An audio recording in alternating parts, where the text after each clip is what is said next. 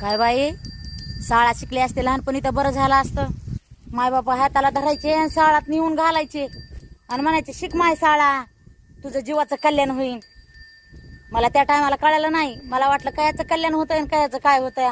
उगा शाळा जाण्यासाठी काही बी म्हणते तर, पण कशाचं मोठी झाले आणि लग्न करून दिलं. असं वाटलं मला की मला नवरा तरी शिकलेला भेटन. मी नाही शाळा शिकले तरी नाही शिकलेला नवरा तरी भेटन.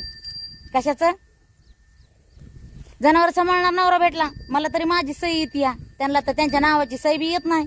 ते बी जनावर सांभाळते तर मला बी म्हशी घेऊन दिल्या आता.